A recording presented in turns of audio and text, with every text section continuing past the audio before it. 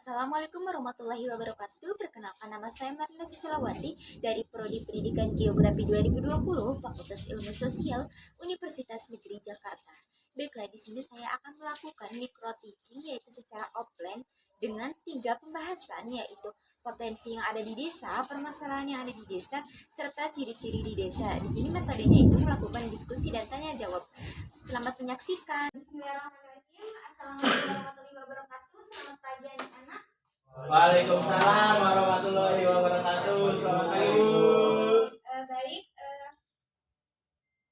alhamdulillah ya kita semua bisa berkumpul lagi di mata pelajaran Ibu di geografi pada pagi hari ini. Nah, sebelum kita memulai pelajaran hari ini, alangkah baiknya mungkin kita berdoa terlebih dahulu. Untuk ketua kelasnya siapa ya? Saya, Bu. Ya, baik, silakan berdoa terlebih dahulu dipimpin. Baik, Bu, sebelum kita mulai kelas hari ini, ada baiknya kita berdoa sesuai agama dan keyakinan masing-masing. Berdoa mulai. Berdoa selesai. Memberi salam. Assalamualaikum warahmatullahi wabarakatuh. Waalaikumsalam warahmatullahi wabarakatuh. Sebelumnya Ibu mau nanya, apakah hari ini ada yang tidak hadir? Hadir semua, Bu. Baik, kalau hadir semua. Baiklah, Ibu akan menjelaskan materi hari ini, yaitu di sini ada 3 pembahasan yang akan kita bahas hari ini. Yang pertama itu ada ciri-ciri desa, yang kedua ada potensi yang ada di desa, yang ketiga itu ada permasalahan yang ada di desa.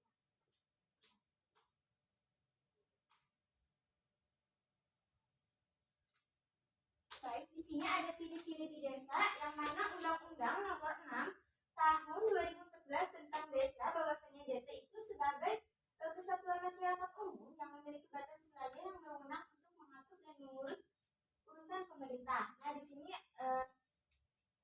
bisa dilihat nomor 1 lapangan pekerjaan dominasi di bidang pertanian.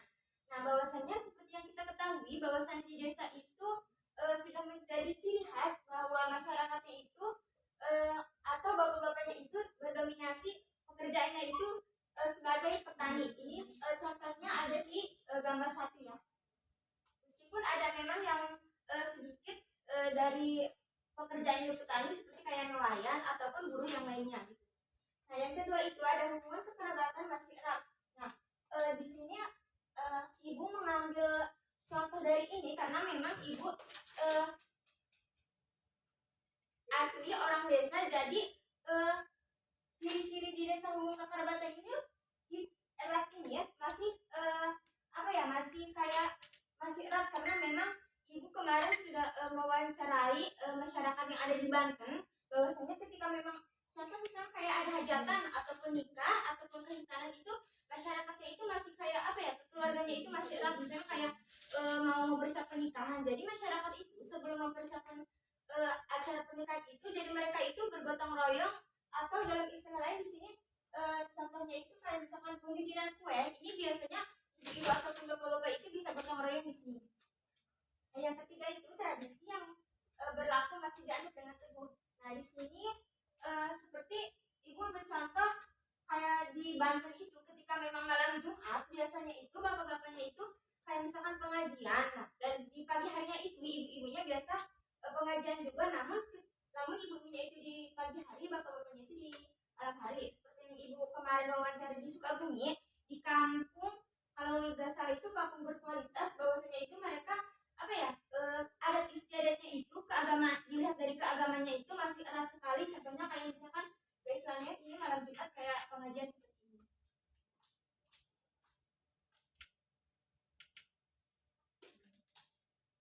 Di sini ada potensi desa, sumber daya alam. Di sini ada 4. Yang pertama itu lokasi desa. Desa yang berada pada lokasi strategis memiliki potensi untuk lebih berkembang dan maju dibandingkan dengan desa yang berada di daerah terpencil. Nah, di sini itu Ibu ambil lagi di daerah Banten.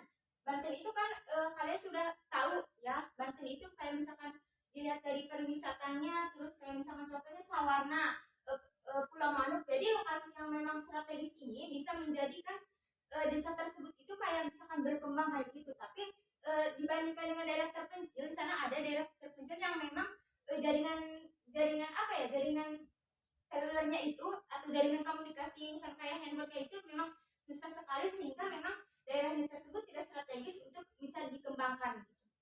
Nah, yang kedua itu ada luas desa, luas lahan, pertanian, permukiman, dan penggunaan lahan lainnya. Nah, seperti yang kita ketahui bahwasanya di desa itu sudah mencirikan khas bahwa di desa itu kayak misalkan lahannya pertanian, permukimannya yang memang dilihat dari pemandangannya itu sangat segar sekali, dan penggunaannya itu bisa kayak bisa dipergunakan untuk pengembangan kayak misalnya ekonomi. Dan dibandingkan dengan kota kita bisa lihat bahwasanya kayak pemukiman buat seperti itu sama pertanian itu kayak misalnya nggak ada ya, beda dari desa gitu. Nah, yang ketiga itu keadaan tanah. Keadaan tanah dapat mencirikan kesuburan lahan pertanian. Nah, di sini juga di Banten banyak sekali memang daerah-daerah yang keadaan tanahnya itu bisa mencirikan subur pertanian. Contohnya kayak misalkan bulan Ramadan itu dengan ciri khas di Banten misalkan kayak lagi musiman buah timun ya, timun misalkan kayak ataupun cabai yang lainnya, sehingga misalkan di daerah tersebut mencirikan kesuburan, dan dari hasil panennya itu tersebut kita bisa menghasilkan ekonomi di masyarakat tersebut. Yang keempat itu ada ketersediaan sumber daya nabati, jenis hewan dan produknya. Nah, banyak sekali di desa-desa kayak misalkan jenis hewannya itu bisa kambing, kerbau ataupun yang lainnya. Bahkan dari jenis hewan tersebut biasanya kalau misalkan Idul Fitri itu bisa menghasilkan daya tarik bagi masyarakat itu sendiri. Misalkan kayak dagingnya itu sendiri bisa dijual belikan, bahkan ketika bulan ketika habis mau lebaran, menjelang lebaran itu biasanya harga itu naik sangat lonjak.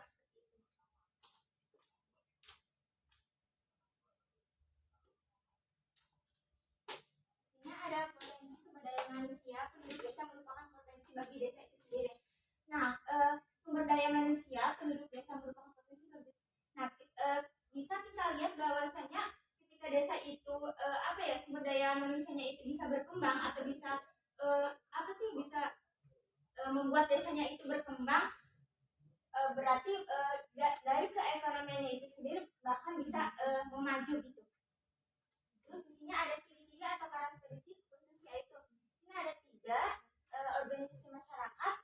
Nah, organisasi masyarakat ini di Banten itu ada yang namanya HP3C, yang mana HP3C itu singkatan dari Himpunan Pemuda-Pemudi, yang mana kegiatannya itu misalnya kayak mau Maulid Nabi, biasanya itu para pemuda ataupun pemudi misalkan berkumpul untuk mempersiapkan hari Maulid itu. Yang kedua itu ada swadaya masyarakat dan gotong royong untuk pembangunan daerah. Nah, tidak bisa dipungkiri bahwasannya di desa itu ketika memang ada pembangunan jalan, masyarakatnya itu sangat kayak kekerabatannya itu sangat erat gitu, sehingga misalnya kayak pembangunan itu sudah menjadi khas masyarakatnya itu bisa bersama-sama bergotong royong gitu. Nah, yang ketiga itu ada adat istiadat dan kebiasaan. Nah, yang sebelumnya tadi dijelaskan bahwa adat istiadat dan kebiasaan di desa itu sangat sangat menjadi ciri khas desa itu sendiri. Misalnya kayak tadi contoh malam Jumat kayak pengajian ataupun ibunya ataupun bapak-bapaknya seperti itu.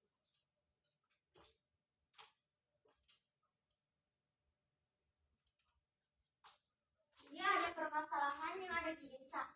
Yang pertama itu ada menyangkut terkait bantuan dari pemerintah. Nah, sebelumnya kan kita masa pandemi, jadi banyak sekali bantuan-bantuan dari pemerintah yang memang ini salah satunya menjadi permasalahan bagi desa tersebut, karena memang masyarakatnya itu berpikir semuanya itu tidak merata mendapatkan bantuan. Nah, dari sini menjadi permasalahan bagi desa tersebut, karena kemarin-kemarin di Banten itu terjadi memang masyarakatnya itu kayak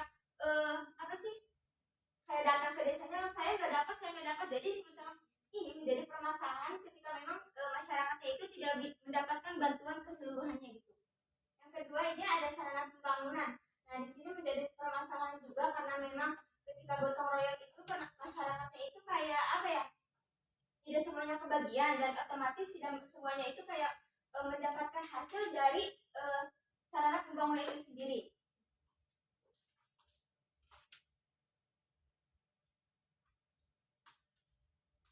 Nah, di sini ada contoh adat istiadat mulai dari anak-anak sampai ibu-ibu ataupun sampai bapak-bapak. Di sini kita bisa lihat ya bahwasanya di desa itu dengan ciri khasnya itu kayak misalkan anak kecil itu bermain bola seperti itu, terus pulang sekolah kayak hujan-hujanan, sama seperti gotong royong. Yang ini gotong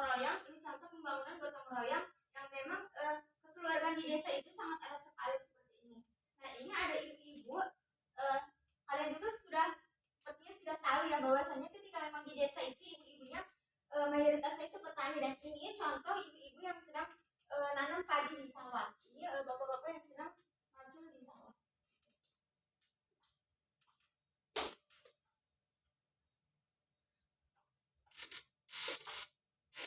Di sini yang terakhir itu ada rangkuman, yang mana di desa ini didefinisikan sebagai kesatuan masyarakat umum yang memiliki batas wilayah, yang memiliki yang berwenang untuk mengatur dan mengurus urusan pemerintah kepentingan masyarakat setempat berdasarkan prakarsa masyarakat.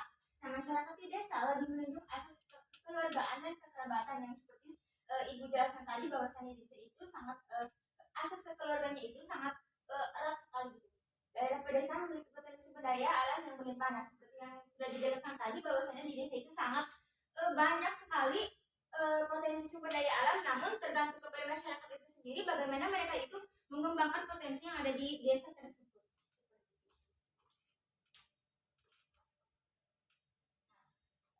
Mungkin tadi materi terakhir, apakah ada yang mau bertanya terkait materi yang ibu jelaskan tadi? Dipersilakan. Saya Bu, Ya, boleh. saya izin bertanya Bu. Tadi kan Ibu sempat menjelaskan tentang organisasi masyarakat, yang contohnya itu HP3C, himpunan pemuda-pemudi. Nah, itu kegiatannya apa aja ya Bu? Oh, baik, ibu izin jawab ya. Jadi kegiatan pemuda-pemudi itu seperti yang ibu jelaskan tadi, bahwasannya di situ terdapat pemuda-pemudi yang mana misalnya kayak mau acara Maulid Nabi, biasanya itu semua pemuda-pemudi yang ada di masyarakat atau daerah di situ itu kayak misalnya kerjasama untuk mempersiapkan hal tersebut, seperti itu. Baik Bu, terima kasih atas penjelasan. Ya, sama-sama. Ada lagi? Saya izin bertanya Bu, Ya, boleh, silakan. adat istiadat di desa yang sederhana contohnya apa ya Bu? Baik, tadi ibu juga sudah jelaskan ya, mungkin kamu kurang kurang fokus gitu yang ibu jelaskan. Nah, tadi itu ada adat istiadat yang paling sederhana di desa itu, kayak misalkan malam Jumat itu biasanya ibu bapak-bapaknya itu pengajian atau disebutnya kayak yasinan kayak gitu. Jadi seluruh bapak-bapak yang ada di masyarakat tersebut itu kayak mengadakan malam Jumat itu kayak yasinan seperti itu. Baik, selanjutnya ada lagi? Ya, boleh, silakan. Tadi kan di PowerPoint ada beberapa gambar tentang kegiatan-kegiatan masyarakat desa, mulai dari anak kecil sampai orang dewasa. Nah, pertanyaannya, apakah kebiasaan itu sampai sekarang masih berlaku, apalagi di zaman yang sudah modern? Baik, terima kasih. Pertanyaannya bagus sekali ya. Nah, ibu izin menjelaskan bahwasannya adat istiadat mulai dari anak kecil tadi ya, bapak-bapak sampai ibu. Sedikit menggeser, kalau misalkan kayak kebiasaan anak-anak itu sekarang sudah mulai yang tadinya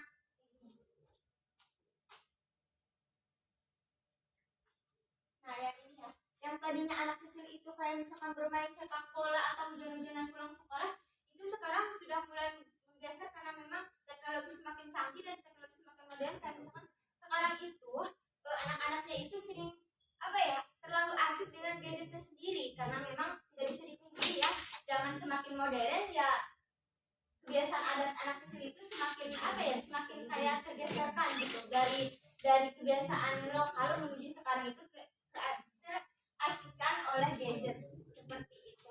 Ada lagi yang mau bertanya? Kayaknya udah ya. Baik, mungkin itu yang ibu bisa jelaskan terkait tentang potensi yang ada di desa, permasalahan di desa, ciri-ciri desa. Nah, ibu mohon maaf bila ada memang materi yang kurang jelas ataupun apa gitu ya.